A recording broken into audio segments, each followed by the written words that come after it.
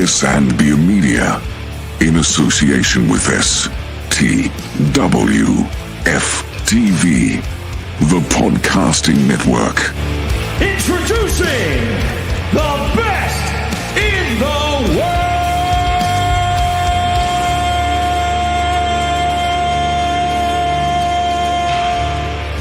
Ooh, yeah! Welcome in, everybody. It's best in the world. Hashtag BITW. I am Dale. We got Trell from Sports for You in the house. What's up, Trell? What's up, Dale? What's good with you? All good here, man. Just finished Dynamite, and NXT on the same night, Wednesday and everything like that. Like pretty good week of wrestling so far. I'm enjoying everything. I did enjoy the Saudi shows over the weekend and on Monday night. So yeah, good stuff. Good stuff. It was good. It was definitely good. I also enjoyed the Saudi show for the most part. Kind of got predictions wrong, and some of them were kind of right, but it was twisted a little bit. So it was amazing. And Monday pretty much set the tone of what's probably gonna happen at Survivor Series. So I'm looking forward to that for sure. Yes, absolutely. Let's get into some stuff here. The first thing I want to kind of talk about is the Hurt Syndicate going after Swerve. So we're starting off in AEW. So far, I mean, what do you think about the look, the way that they're going about doing the Hurt Syndicate in AEW? How do you feel about it so far? I like it. I like I wish I could like the presentation a little bit more, on the simple fact of, like I mentioned the last time, they messed up Bobby's debut with no pyro. I mean, the guy deserves the pyro. Like those dudes deserve that pyro. But other than that, the presentation is nice. They walk in, they're dressed to the nine, they got the suits, they got the shades going. MVP does what MVP does best, is rock the mic. So yes, now they're going around recruiting people like they Nick Saban. So they recruiting Ricochet, they recruiting Max Caster. So I see what they're doing. They're trying to start a fraternity here, and I like it. So I'm interested to see who's actually going to step up and accept his offer, like the League of Extraordinary Gentlemen. Yeah, exactly. Exactly. Like one thing for sure I did find interesting on AEW was the match between Adam Cole and Malachi Black. There've been a lot of rumors about Malachi Black leaving AEW after his contract is up. Now I don't know when his contract is up, but like I keep seeing it. Yeah, it's supposedly, the rumor has it his contract is up either the end of this year or beginning of next year. And I was told by a source that's close to that, from someone that was close to Malachi, that supposedly, he may be leaving.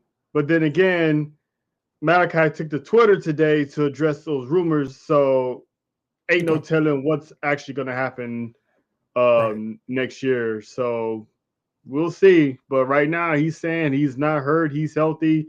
He ain't going anywhere, but he could be telling the truth, or maybe it's just a smoke screen because, you want people to be surprised. So we'll see. What do you think about the overall booking for Malachi Black in AEW? Is this like the best we've seen of his character since since I've known him, at least since we've known him in like what WWE UK, something like that, right? He was in NXT. Yeah, right. He was in But I mean, like the UK show was like the first one he really came out on, right? Yeah. The little tournament they had back in the day. Well, in the beginning, I liked how he was booked. Mhm. Mysterious, you know.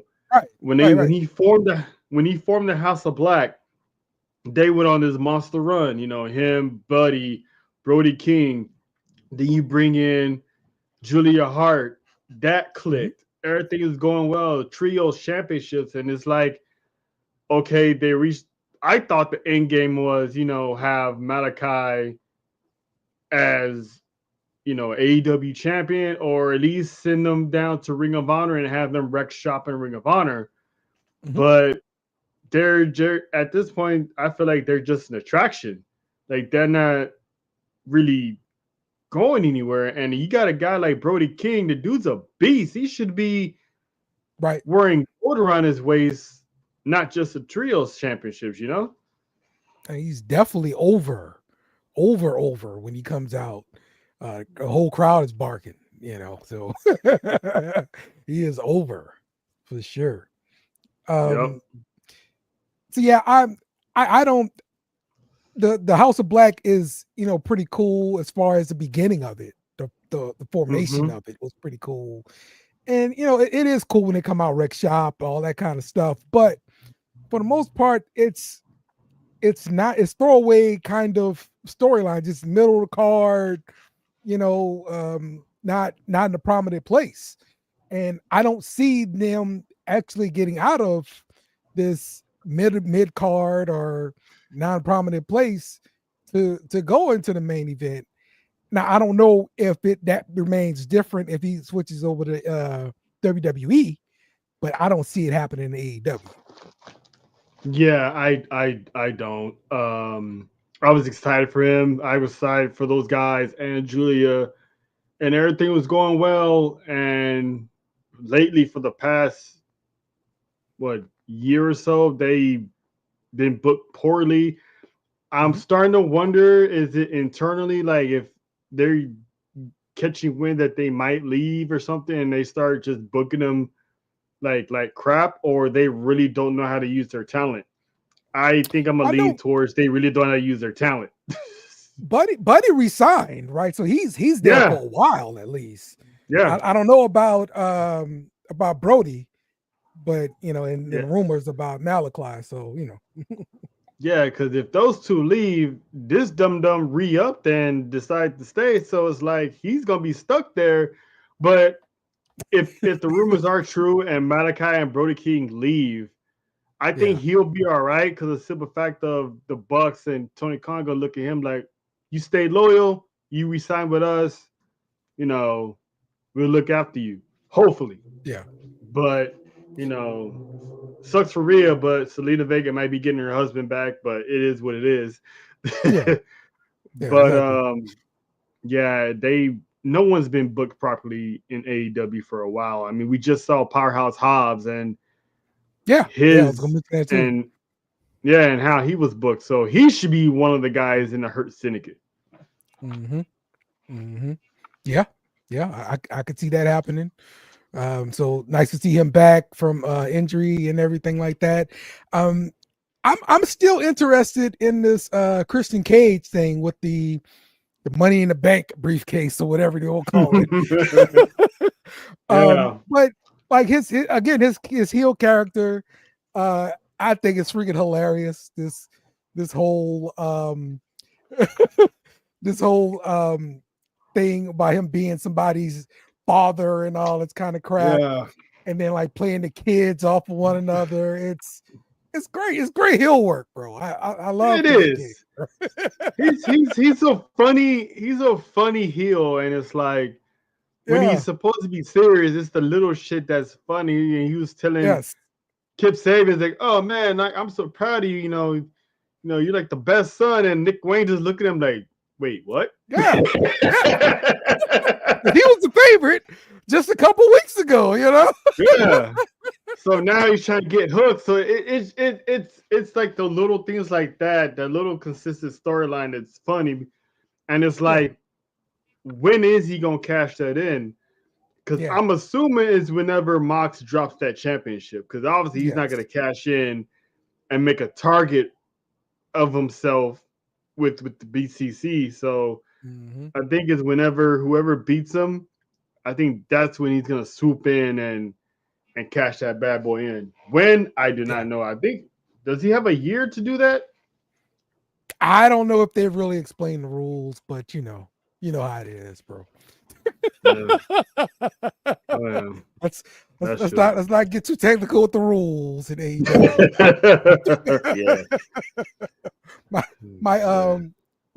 my son will watch wrestling, AEW wrestling. He don't really watch AEW wrestling all the time, but when it's a tag team match, I tell him, hey, look, don't think about the rules. Because AEW is very lenient with the rules in tag team matches, okay? Right. He's like, man, that guy's been in for like a minute now. I know. It's just what happens. So yeah, man. All right, let's get into some WWE talk here. Again, we had the Saudi shows. Nice to see. Nice to see them in Saudi with Raw. That's the first time Raw's come from Saudi in a long time, all that kind of stuff. But one of the big stories got coming out of WWE, Baron Corbin's been released. I didn't realize that until I actually looked this up like a few minutes ago. Oh, really? It's been out a few days now. Yeah. But that's surprising, bro, because he did a great job when they sent him back down to NXT, working with Braun Breaker, working with Apollo Crews. Like I thought he did pretty good work. And I when he first started, bro, I hated Corbin. Okay, I hated that dude. I couldn't stand. He come on my TV, I turn it off. All right. But like the bum ass Corbin thing, that did it for me. That brought me home. I'm like, this dude is talented. This dude is good. Okay. Oh yeah, he's good. So that's what did it for me. And now him getting cut, he's most likely not going to just go right over to AEW. He's probably just going to be doing the indies for a little bit. What did you think about Baron Corbin altogether? I mean, it happens when you're not being used as much and they got nothing for you. That 9 times out of 10, that's what always gonna happen. They instead of firing you, they just won't renew your contract. Right. Baron Corbin has been there a long time, and people are saying they dropped the ball on him. I think they dropped the ball on him. Vince dropped the ball on him early on in his career. When he had the Money in the Bank and all that stuff, coming fresh out of NXT, they dropped the ball then. After that, I think he was going through a character change every minute. He's bum ass Corbin, then he's the casino guy, Corbin, and then he goes back to NXT, revitalizes his career in a way, but I guess it just didn't click coming back to the main roster. And it's like, at this point, it was like, all right, well, creatively, we don't have anything for you, and it sucks. So hopefully whenever 90 days is up, if he has one, he'll find work. I can see him in TNA, or I can see him in the Indies. I don't think Baron Corbin is done wrestling. So he's a former United States champion, if I'm not mistaken. Former multi-time tag team champion. So I think he'd be all right. It just sucked. What really shocked me was Indy Hartwell. Yes. Also, I mean, she was just on TV.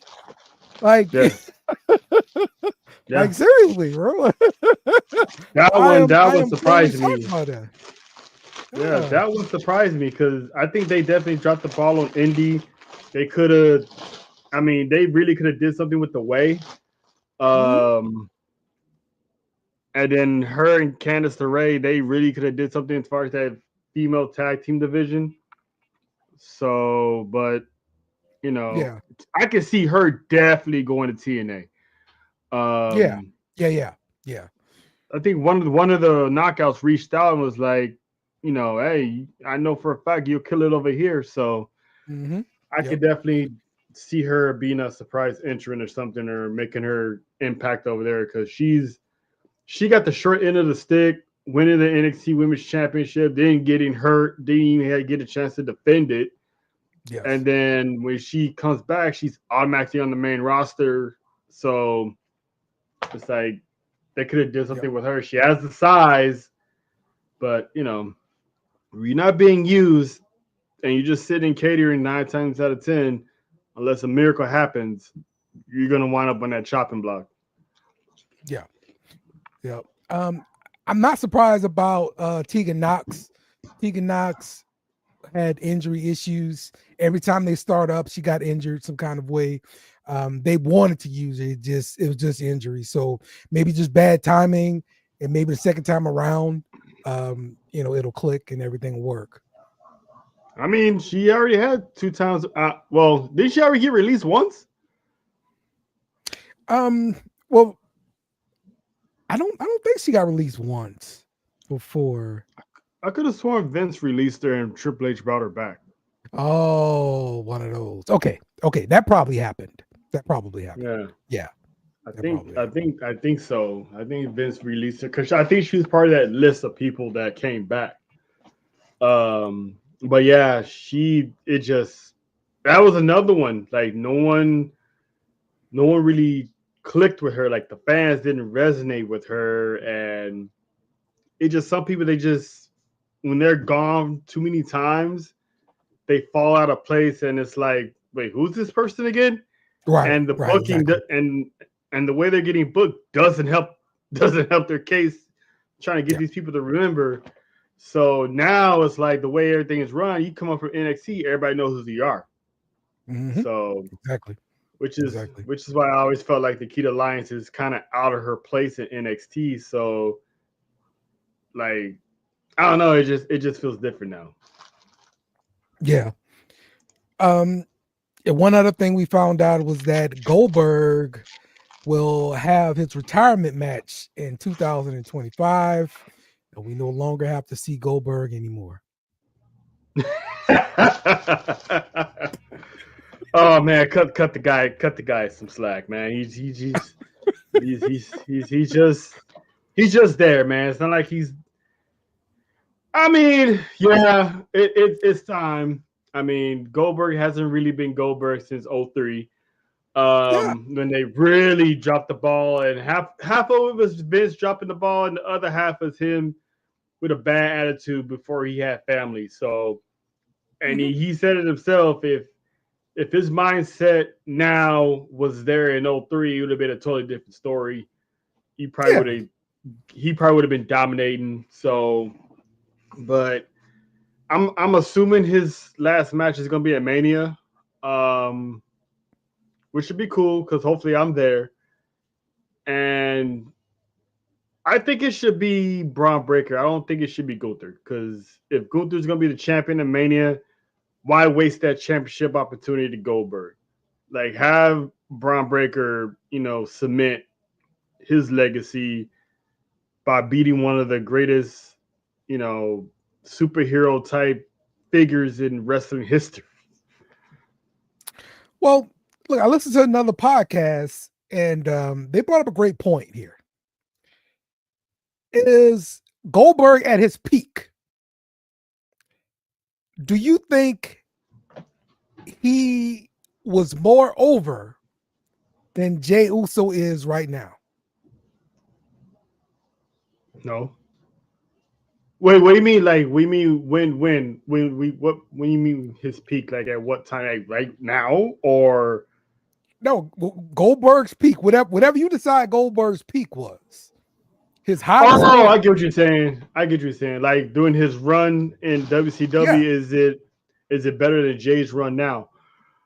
Yeah, was he more over than Jay is right now with the crowd? Because the way it seems to me, Yes. like the crowd reaction, merch, all that kind of stuff, it's all the same right now for Jay Uso. I would say slightly Goldberg was more over because the simple fact of when people are lining up to go in the Nitro 5 hours prior and they're screaming Goldberg's name outside. The dude was a phenomenon. But slight edge over Jay because Goldberg's like, you literally have to flip the channel at the right time to catch this dude. Like, and if you miss it, you gotta wait till next week to see him destroy somebody else. He's one of the reasons why there was a Monday Night War on cable television as far as channel flipping. Because I flip back and forth to make sure I don't catch Goldberg because Goldberg's matches were like at least a minute or so, and it was over. So dude was over, and what made it even better than Jay, it took Jay 15 years to get over. Goldberg got over in 6 months.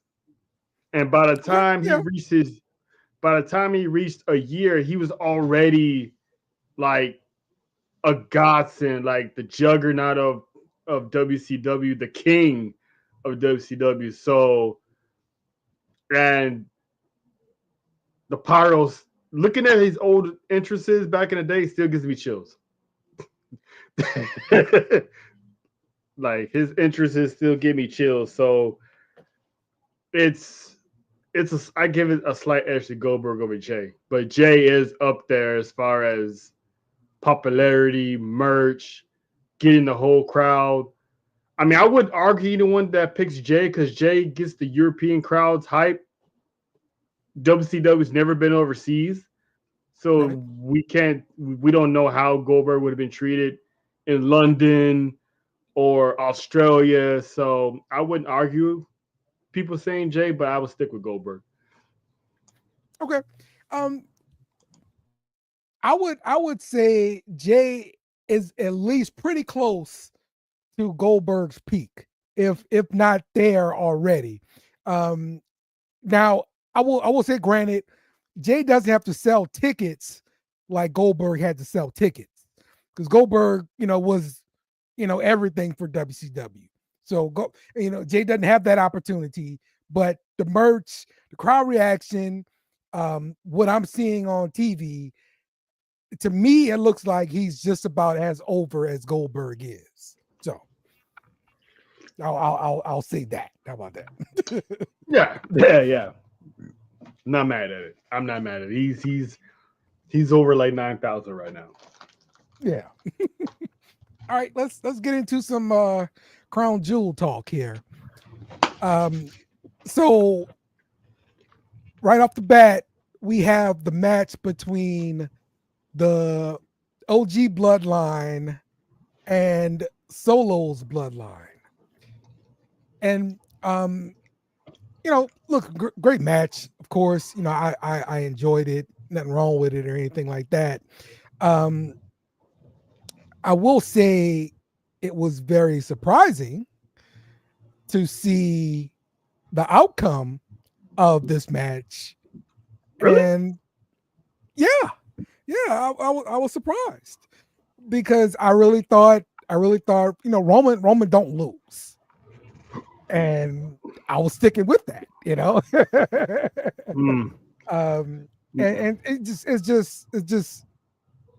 it's crazy to kind of see him lose like that. I guess that's what it is. But look, I enjoy seeing the Usos back together on the big screen here. Love seeing that. And love seeing them work together, all together, all of them, what were your thoughts on the match? For one, I definitely wasn't surprised. Because I said this, I called this since the summer, the moment Roman Reigns came back. I'm like, when he forms his bloodline when he get his bloodline back against Solo, he has to take that L because Solo needs to be elevated to have people believe, okay, maybe he is the next tribal chief. Maybe he is the next, the next Uso up. So we can't have him taking so many losses. And to make Survivor Series work, Goldberg needs to take a loss, and it needs to be in dramatic fashion, controversy, what have you. Have this man look weak to the point that, damn, nothing's working. I don't have my wise man. I don't know what's going on. I don't know what am I gonna do, and that will open the door for Paul Heyman to come back, fix everything. Yeah. And that will lead right into War Games with probably Roman getting a win or maybe another loss. But that loss needed to happen at Crown Jewel for sure. Because that's how I picked the Solo's bloodline to win, because Solo needed this win and he needed this win badly. Okay. Do you think the way that Sammy Uso comes back to the OG bloodline is through Paul Heyman building that bridge? If Sammy is meant to be a part of War Games, because I still, based off of last night's show that I did with Dallas Cash, we had some theories of how Sami Zayn may not be a part of War Games, but for the sake of argument of the question, I think Paul Heyman would play a role in getting everyone on the same page, because everyone respected Paul Heyman. Everybody still calls him OG. The Usos still call him OG. Him and Sammy, whatever happened, they still got along. So if anyone would talk Sammy into reconsidering joining the fold, or pretty much give Roman Reigns a ease of his mind, it'll definitely be Paul Heyman. So hopefully within the next few weeks, we'll see Paul Heyman, and maybe it might be the go home show before Survivor Series when Paul Heyman shows up and he has everybody together. Yeah. That makes sense. That makes a lot of sense. But I'm glad they didn't just bring everybody together, right off the bat. Exactly. Be some kind of controversy, like this kick or whatever to Roman. It's just, I'm not used to seeing Roman on the ground like this at a PLE. Yeah. But at the same time, it's like, he's no longer champion. Yeah, he's exactly. Back. This is time to have him lose something. Yeah, it makes sense. Yeah, he's have him lose it all before he can get back to the throne. So he'll learn to appreciate what he had before he lost it all. Yeah. Yep. That makes sense. That makes a lot of sense. So, and then the whole rumors about Zilla Fatu or whatever coming through to be the other member of the bloodline. I don't think they're gonna stretch it to 5. I think they're gonna do 4 versus 4, and that's gonna be it. I am curious to see if we get another appearance from The Rock at Survivor Series, though. War Games. I think so. I think that's definitely happening. Okay. I mean, I don't know if he's gonna be straight up on their side, or he's gonna pull a Hulk Hogan at Bash at the Beach, having Roman thinking, I got your back, and then he turns on him inside War Games. So, and reveals himself as, the chief that's behind it all. So we'll see. We'll see. Okay. Probably one of the more interesting matches for me at Crown Jewel was also the women's championship match here with Nia Jax and Liv Morgan. I love me some Liv Morgan. Yeah. I know. I thought about you yesterday. Yes, yes. I thought it was a good match between the two. Um what did you think of Liv winning the crown jewel uh women's title here? Boy, I had that wrong. I thought for sure it'd be Nia Jax. Yeah, dominant But champion.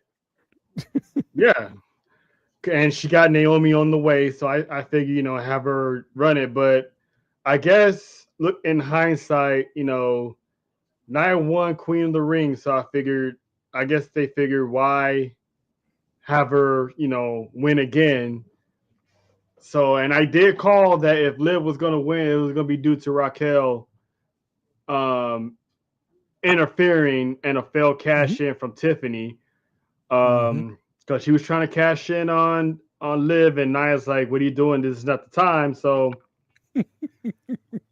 that goes that plan.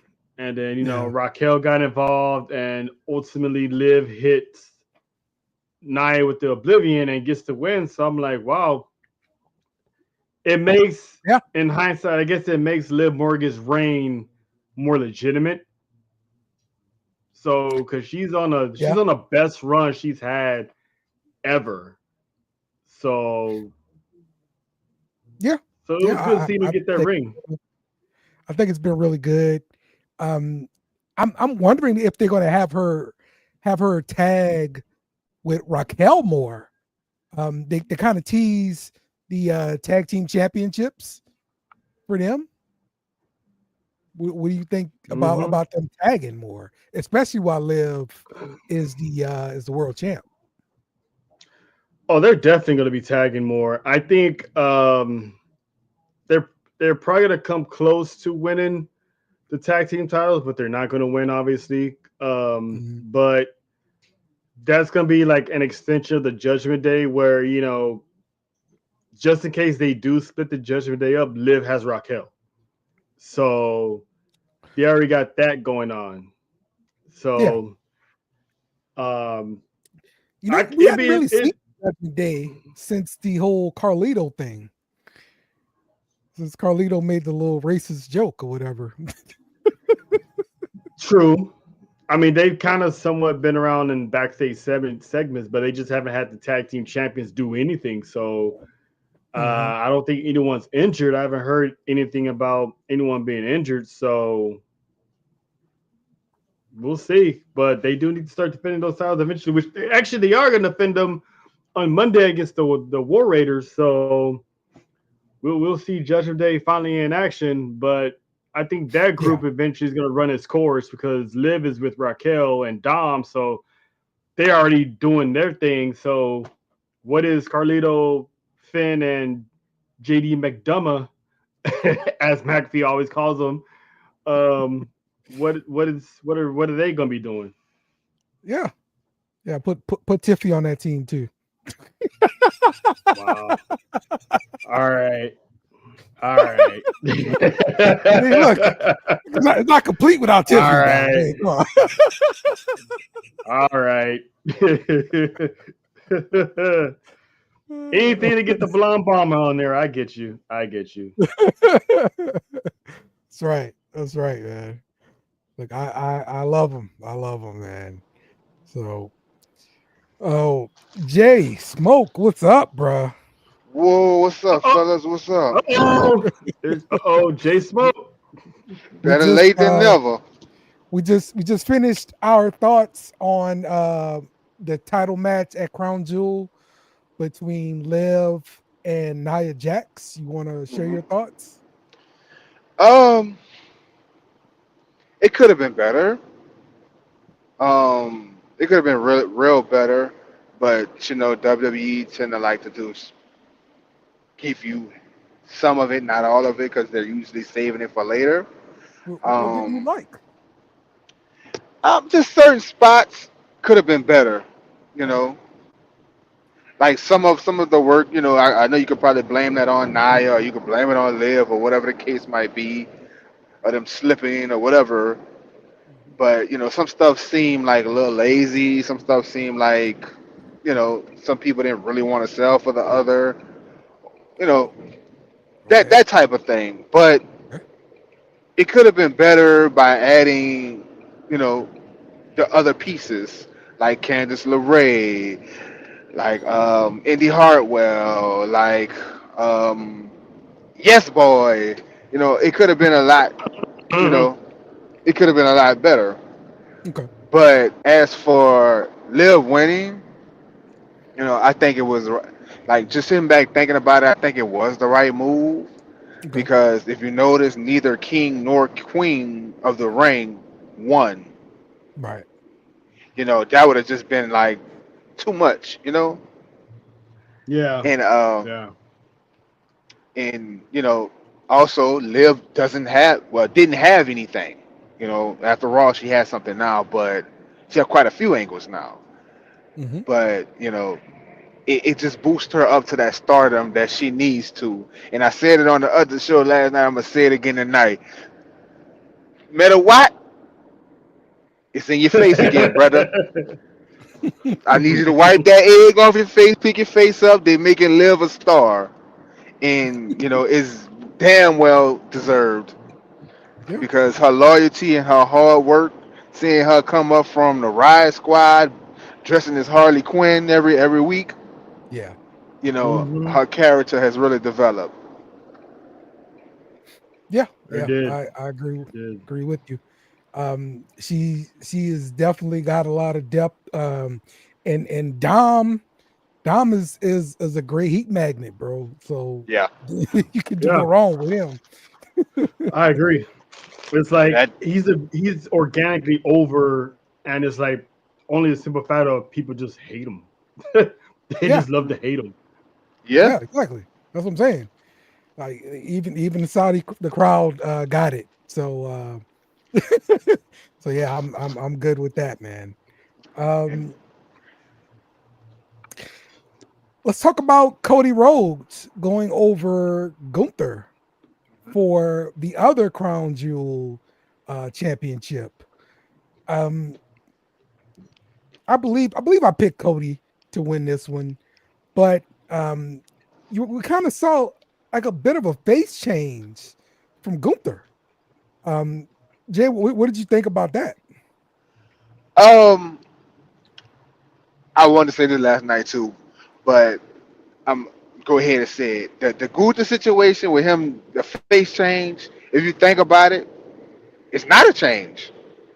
Gunther respects that ring, and anybody that respects that ring and that has the talent that he has, he's looking for that competition. So he's Mhm. gonna pay respects to people. If you remember, he paid respects to Randy Orton.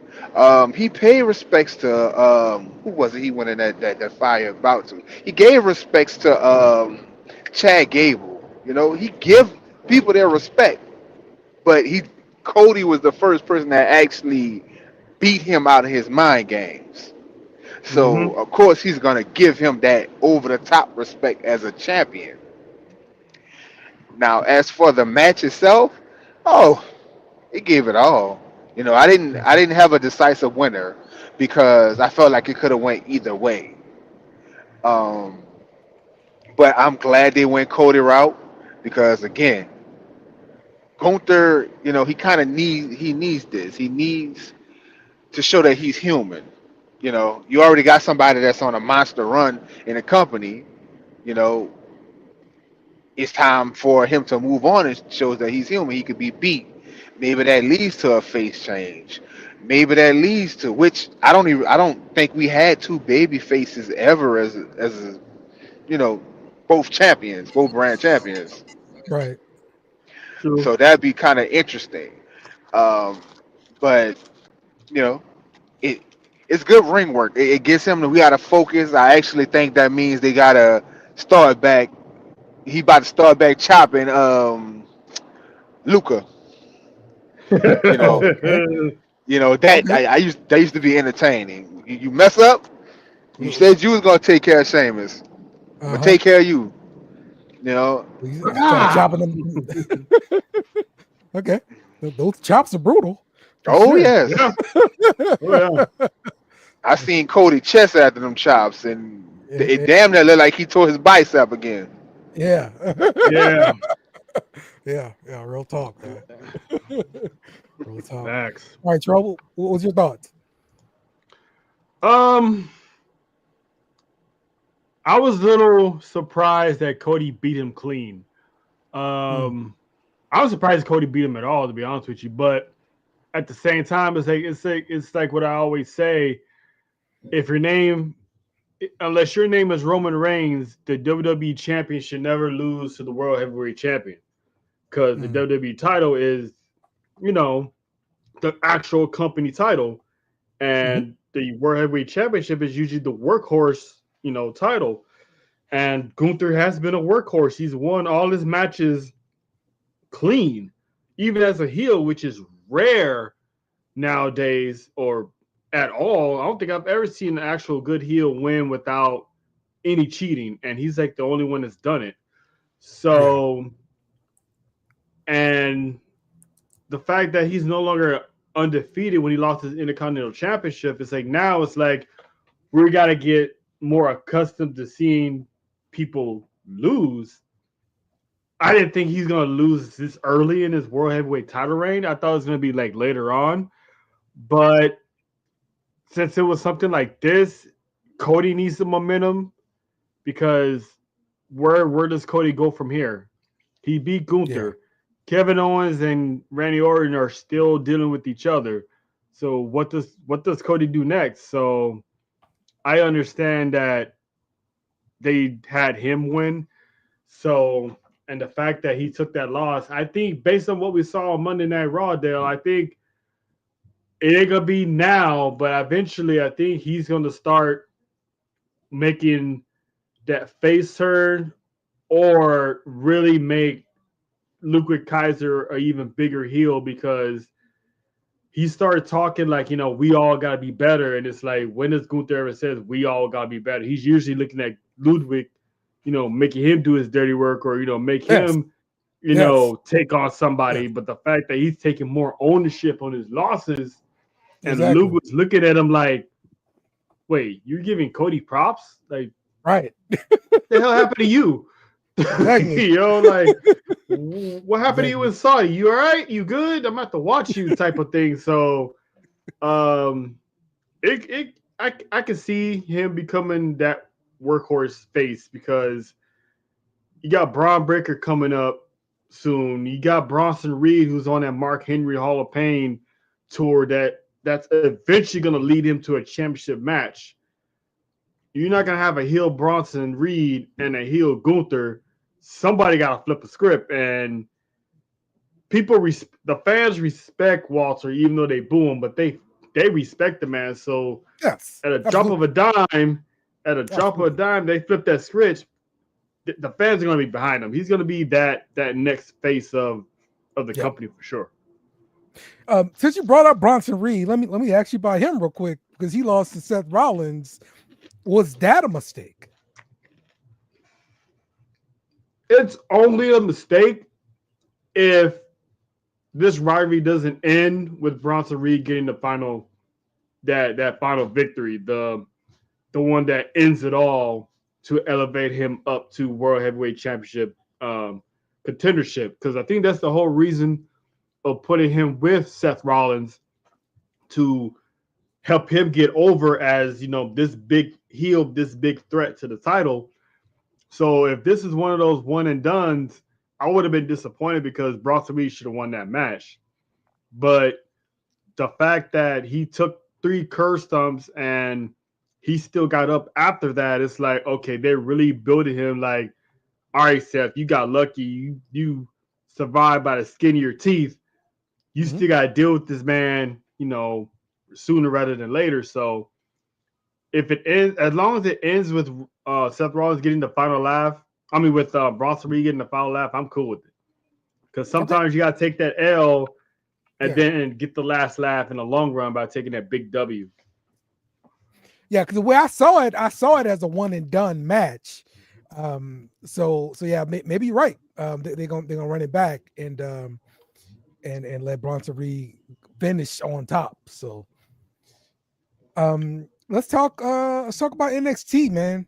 we saw them go to Philadelphia in the 2300 arena, the old ECW arena, and they brought back quite a few ECW OGs, starting with Dawn Marie. They brought her out to be a special guest referee. Nice to see her around there. But this match between Lola Vice and Jada Parker, Jada Parker came out on top there. What did you think about the whole thing? I think they need to be more heavy on the hardcore of these matches because they call it a hardcore match, but it didn't.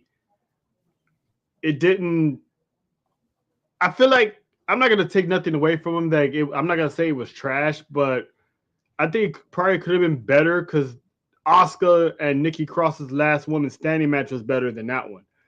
Mm-hmm. But they was going for tables way too early in the match. Like that, if they was gonna do that, I believe that probably should have been the main event, if anything. But I get why it wasn't. But the action itself, I thought it was good. Rules all night. Just announce that. I did like this spot a lot here.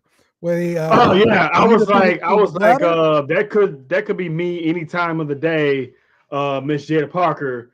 I was like, okay, yeah, that I can easy. You need a replacement for the ladder. I can be the ladder. That's fine. But those two girls, man, they're definitely the future. Props to Lola Vice. She's come a long way from when she started. Props to Jada Parker. She's getting in her bag. She's coming to her own. She's gonna be that next one up with Last Legend. Pretty much probably after Last Legend leaves, she's gonna be that next woman up to carry that NXT division. So I'm happy of the match. Yeah, she is. The match was okay. I'm not gonna say it was bad. It wasn't the best. For it to be a women's hardcore match, I thought it was gonna be a little bit more. But I get it. You can't be too extreme in PG television, I guess. But it was good. I was good. I wouldn't have been mad at either person that was winning, but I think right now Jada Parker is on that run, so I can see her getting why she got that win. So she's that momentum's on her side right now. Mm-hmm. Yep. Let's talk about Wesley, because this dude has really taken his heel work to another level. I didn't think he had this in him. Really, really good fight between him and Javon Evans. What's your thoughts on this one? I loved it. I mean, those guys are going back and forth. It's almost like Javon Evans is another version of Wesley. It's like the good old days of watching Rey Mysterio and Juventud Guerrera, go at it. They're similar in style. They flow just right. So it was a good match. And like you said, the heel persona that Wesley is going on is incredible. Him jumping RVD. Yes. Him jumping RVD in the back. I'm like, so we're definitely gonna match between these two, right? Yeah, right. I mean, and RVD just comes out and does nothing. So okay, I was expecting like a frog splash or a Van Terminator. Yeah, he's in the ring gear and all that stuff. Yeah, I thought he was about to throw down. Because the referees are using their discretion. So I figure, Wesley goes for a chair shot, RVD ducks and hits him with the Van Terminator. I was expecting something, but it was a nostalgia day. So it was good for them to be back in the old ECW stomping grounds. It was good to see RVD. He was one of the first ones to sign the former ECW legend to sign a Legends deal. So to see him come back, it was good. see Rhino come back while still employed with Yeah. TNA was also Yeah, that the was a good best. one, dude. Really, really good use of Rhino, and your affiliation with TNA, to bring him into that spot. Just come through, gore somebody, go ahead and go home. We good with that. That's all we need. Exactly. Yeah, loved it, and so and always using Robert Stone to get crushed. I mean, that's great. That's always. Yeah. So the It was tag team match here with Bubba Ray Dudley and Trick Williams against Ridge Holland and who the hell else we had on there? Oh, Ethan Ethan Page. Page. That's what it was. Yeah, exactly. See, no one even remembers his name already. See, Yeah. get him off the main event scene. No one even cares to hear his name anymore. Look at that. Imagine. Yeah, like I'm not a huge Ridge Holland fan altogether, but I did like what Ethan Page was doing and stuff like that. I especially love the reaction from the crowd with him. Yeah. I know Bubba Ray is in good shape. Like I said, he was just competing in TNA, just a few months ago. I was mad we didn't get Devon to do this spot here. I mean, just get him off maybe the rope, Devon. Come on, bro. I'm mad we didn't get a 3D. That's what I'm mad Yeah, about. 3D too. Yep. We didn't get one good 3D for one time for the good time, Yeah. But maybe his body's too beat up to do all that stuff, Yeah, I So know this is what we he's got. in the That's what we producing got. role and everything like that, but Yeah. whenever Just one I good see him, 3D. I want to see. Yeah. Yeah, at least have Trick do the 3D or something. You know what I'm saying? You have him do the West Side. At least have him do a 3D. That would have been just to see another Dudley Death Drop one last time for the nostalgia. Yes. The only nostalgia move we saw was the gore, and I guess beggars can't be choosers. Yeah. I did pop for Nuncio. Man, the old FBI. I forgot about him, man. I forgot about him. I saw him a few weeks ago wrestling in TNA. It's just how I remembered him. And so it's good to get these guys out working again. And it's always good like when they intertwine stuff like, okay, yeah, like I'm the OG here. I know you're the Don. You're supposed to be coming to my city. You got to give me a call. Yeah. I didn't know it was him. I for the life of me, I remember Nuzier from WWE with the Full Blood Italians, and yeah, I did not think of him when they were like, "Hey, is that the guy?" Like, yep, that's him. I was like, when I saw him, I'm like, "Holy shit!" One, this dude's still alive, and two, I'm like, "Is he really gonna get in the ring?" Working, that was a squash, but it was an entertaining match to say the least. I mean, it should be a squash, right? Like, look at him. Yeah. Look at him. He's a small guy. The Dawn got some, recess time on TV. So, good for him. Yeah, good for him. Yeah. I thought it was that spot there with the crowbar. That was funny. Yes, it was. It was, man. Yeah. So yeah, good match between these guys, man. They did their thing, bro. Good on Shawn Michaels for making that happen and everything, bro. So you know what? I actually saw on Twitter someone had the idea that since NXT did a tribute to ECW in the 2300 arena, that next they should do a WCW tribute to that time when they had the Monday Night Show in that mall. The mall. And I'm the problem was they didn't get any admission for that. That was a problem. Yeah, it was just the mall. It was like right in the middle of the mall.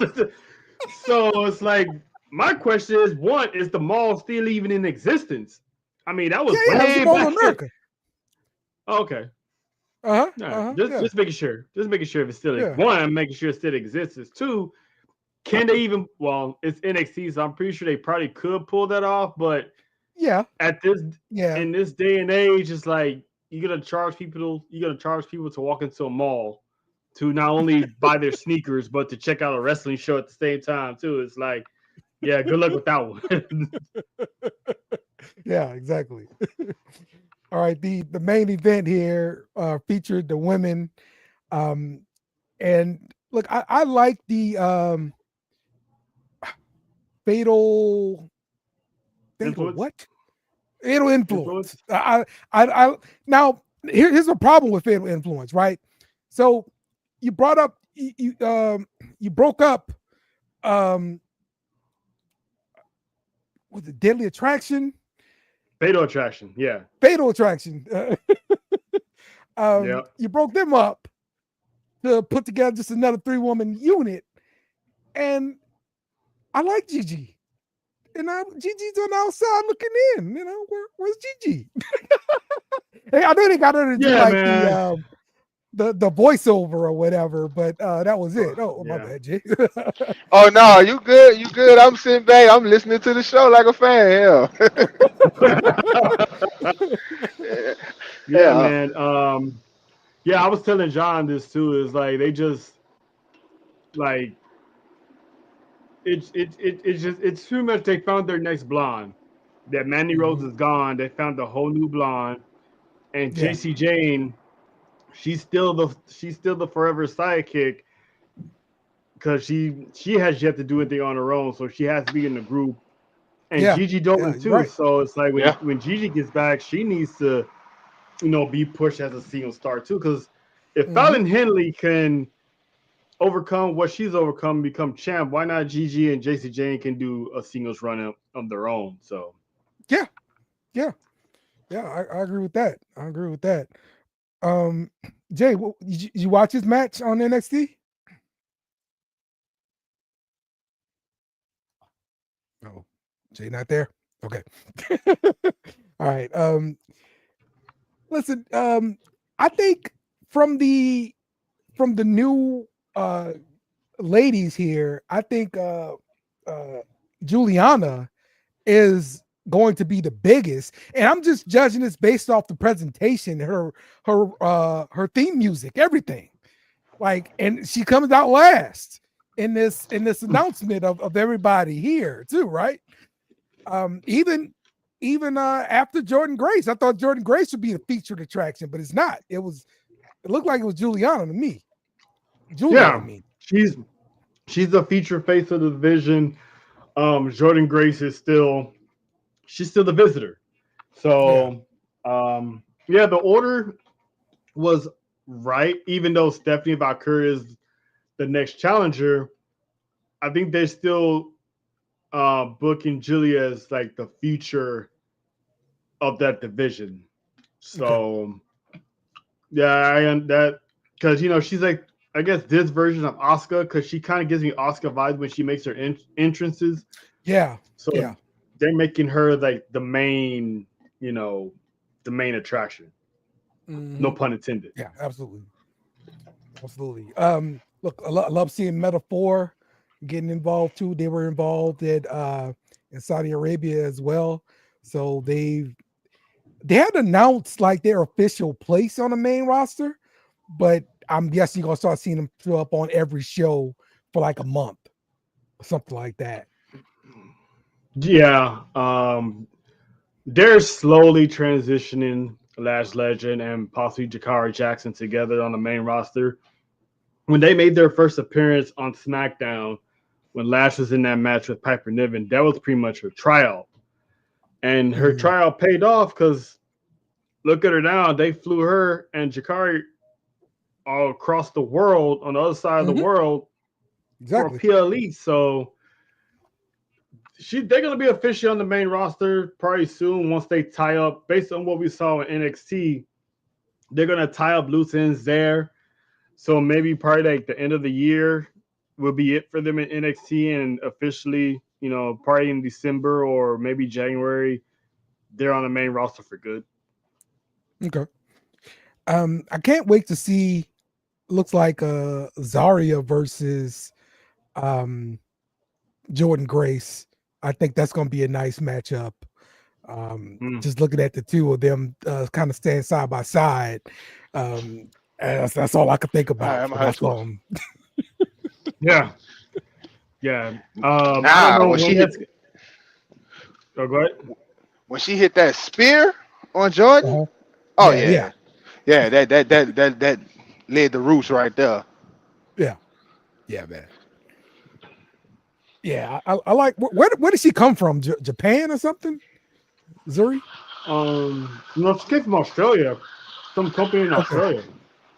Okay. Well, wasn't Rhea Ripley with that same promotion at one point? Mm-hmm. Okay. All right. That's good to know then. Yeah, I didn't know that about her.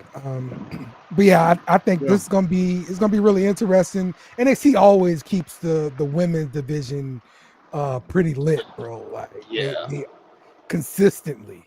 It's the reason why they say they have the best women's division in all of wrestling, because they do.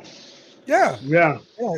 And it's been like that since the black and yellow days. So they just consistently book women the right way, man. So Yeah. They're fine. They're big. Their 4 horsewomen is coming along quite nicely.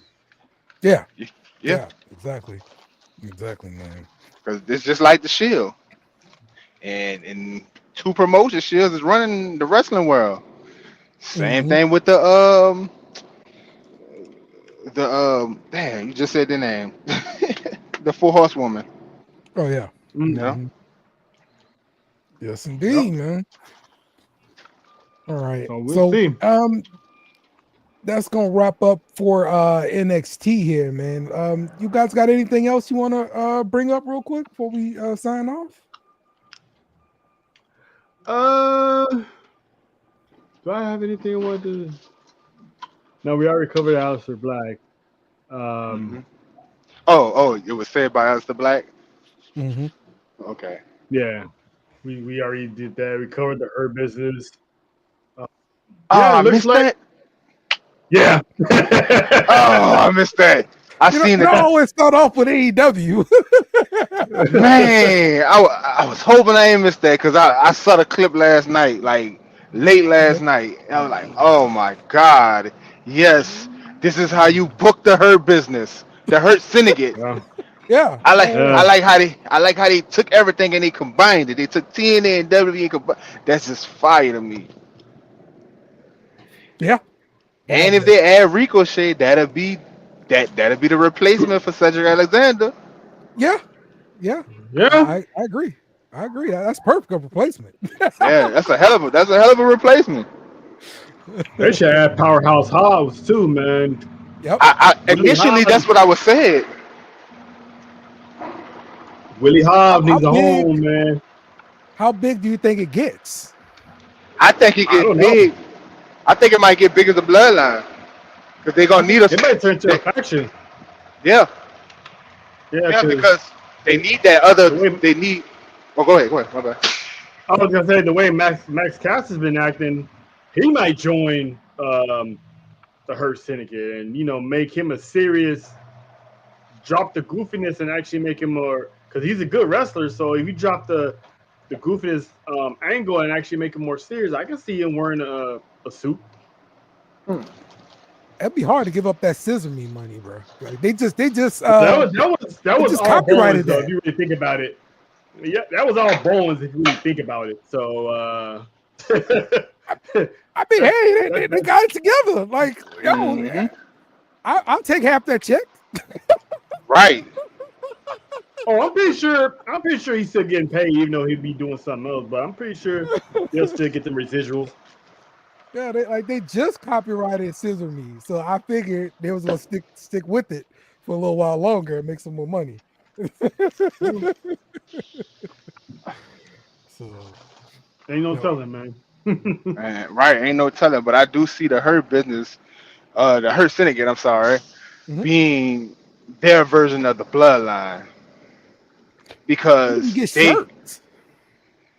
Oh, I'm checking every day. I'm checking every day. I got a Hurt Business shirt. Yeah, I got the Hurt Business shirt. I had the the Syndicate shirt from TNA. I had that. My son messed that up. God, I hate the fact my son messed that up. But yeah. So I'm just waiting for the TNA one to drop. I Oh, mean the AEW one to drop. you know what? Wait, that was their name in Jay, TNA, the Syndicate? Yeah. I got Hmm. I got some news for you, Jay. Uh oh. You said right now. I got paid earlier today. You said right now I'm Top going to buy. AEW right here. Oh, This is it. Uh, This is it right take oh here. man. take my money now. I need a 4X. Oh man. The Hurt Take Syndicate. take There my you money go. That'd be now. the that'd be the first $29.99. shirt. That's probably gonna be the first shirt I'll buy off of AEW because I only bought AEW, one yes. shirt, but I bought it. But I I was only close bought to one buying a shirt from Sesame them. shirt though. I ain't gonna lie. What's wrong I with was you, Dale? really You all close right? to it. I was pretty close. You all right, Dale? You gonna wear that shirt next time you meet Tiffany Stratton or Liv? Get a hug with a Sesame shirt.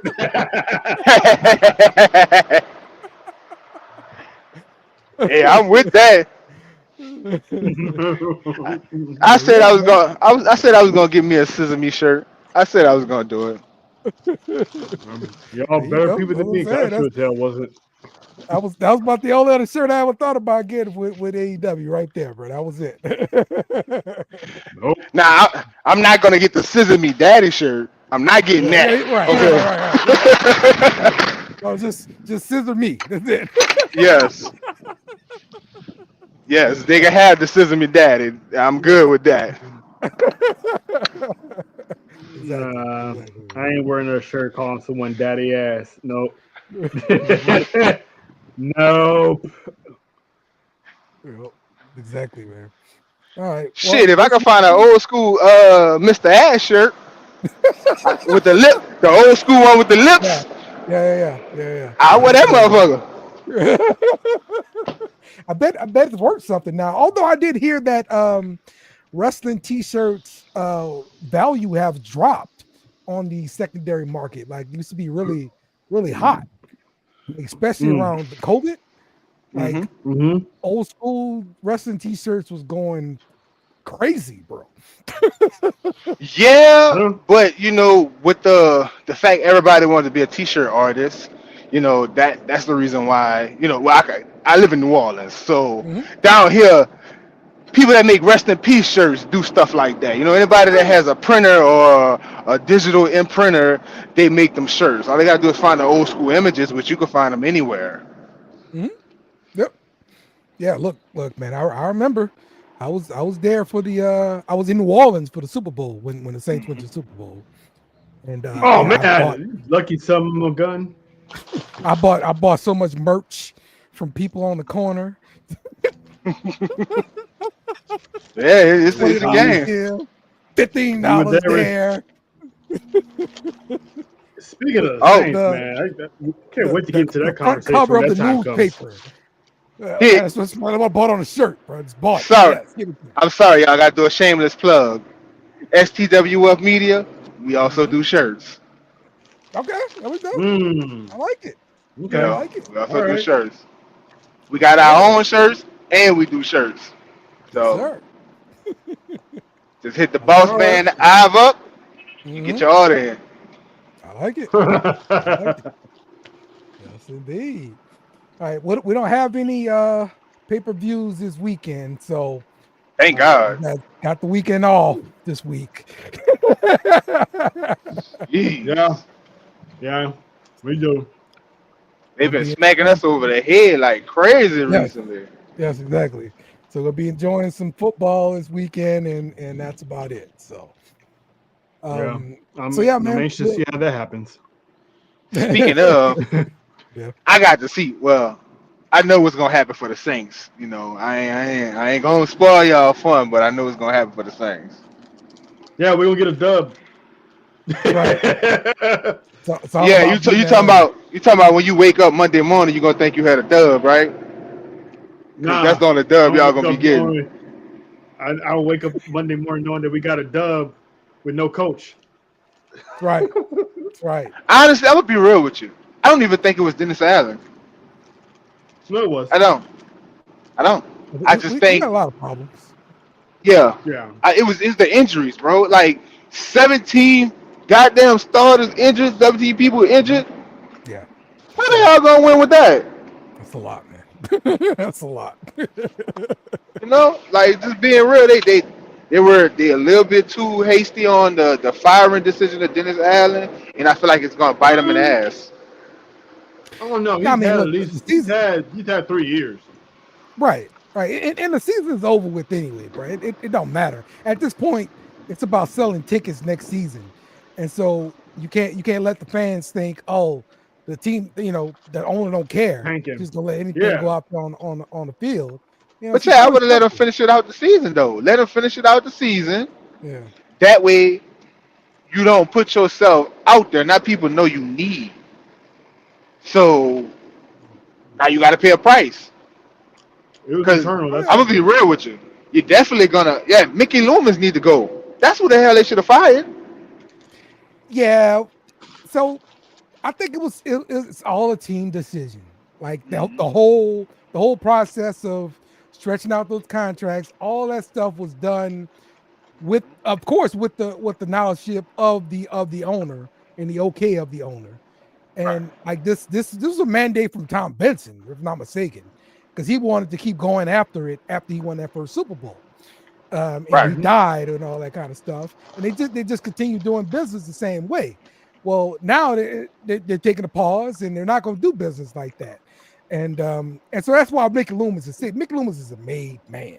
I think he's probably got a future ownership stake in the Saints, honestly. He probably didn't will. Maybe. But I'm telling you, if you ever want that franchise to do good, y'all gotta get rid of Mick. They gotta boot him out. They gotta boot him out. Because I'm gonna be real with you. Derek Carr, that was the worst decision the Saints could have ever made. That set them back another 5 years for his not really, because quarterback. we had no other quarterback to get outside What you of. mean? I would have took there was Jameson. Look what Jameson did in with the Browns. All you need is him for a season. That's not That's going to all you need last him long. for. We gave James a shot. That's how he lost the job to begin with. No, I'm gonna be real with you. That was the fans. The fans called for Jameson head. They never really gave Jameson a real chance. I don't care how you put it. That's just like Teddy Bridgewater. They never really gave him a real chance. Like it's something about. There's reasons why they're backups. There's reasons why they're backups for. Yeah. I'm gonna play this card, and you're probably not gonna like the fact that I'm gonna play this card, but it's the truth. Ever since Aaron Brooks, a black quarterback with the Saints have never had a good shot. Jameson Winston came off one of the best and worst seasons of his NFL career when he first came to the Saints. He led the league in passing and he led it in interceptions. Granted, the interceptions, yeah, that's a bad thing, but he led it in passing yards and passing touchdowns with one receiver and no team. But he still also no coach. He still got a shot until he got injured, and when he came back, he wasn't performing well. So they're like, "Well, they gave the man a legit shot to run that team." And what game you talking about? Because I remember only one game they gave him after he came back off injury. Because he got corrective sight surgery and he had surgery on, I think either his ankle or his wrist or some shit like that. And they wanted the man to get back in there ASAP, which he couldn't do that because they trusted again. The Saints trusted somebody that's not even a fucking quarterback. They trusted Taysom Hill.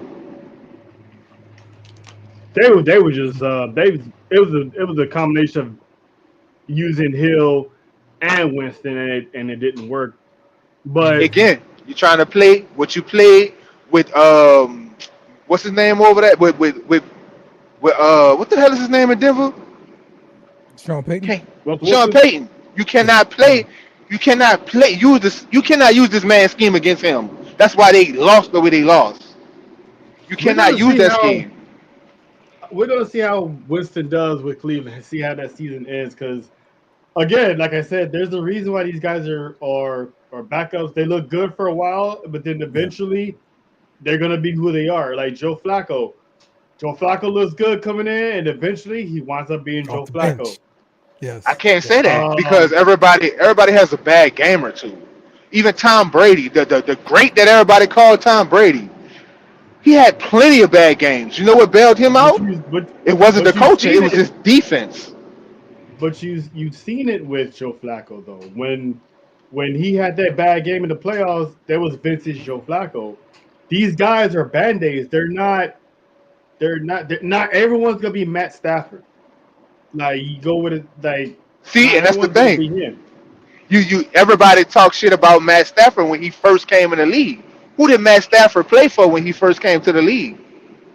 Yeah, Lions. Lions.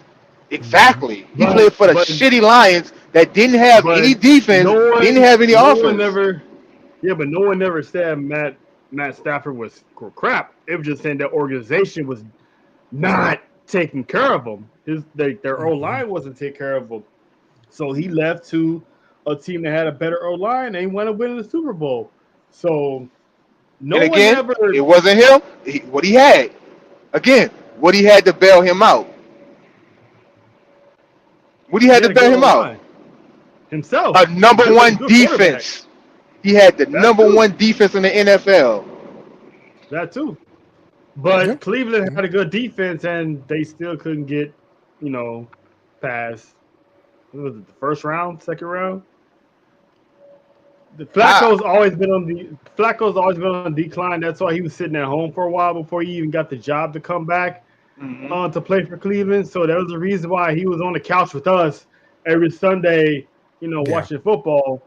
And so he showed glimpses of old Flacco, but at the end of the day, they wind up still playing the same. There's a reason, like I said, there's a reason why these guys are backups and not starters. And for all intents and purposes, Aaron Rodgers should be a backup right now, but no one's going to tell him that. So I still say Aaron Rodgers is better than 2/3 of the quarterbacks in the NFL right now. I haven't seen it. I mean, that team had to be gotten together again. If it don't fall on your defense, it falls on your coaching.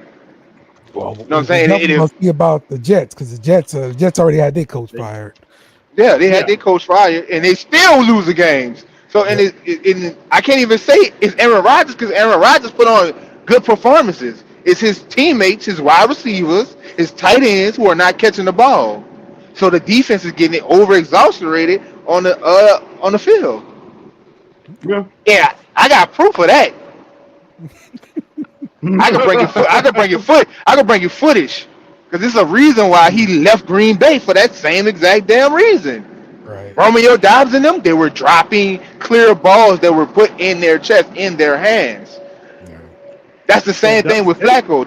The first thing you do is blame the quarterback. You cannot blame the quarterback. That's how it usually happens. I mean, especially if their performance isn't. The coaches, it has nothing to do with the coaches on the decision making. But to Rodgers' credit, he still got wide receivers that can't catch. That's how they went out and got Devontae Adams. Which, if that was the case, he should have just stayed in Green Bay to begin with. Exactly. That was like why the dumbest decision. That was dumb on him. Yeah. He wanted to play with Carr. The whole Packers organization and Aaron Rodgers dispute was messy, and it's like it helped no one except Jordan Love. And right now the Packers still ain't doing so good right now. Exactly. Okay.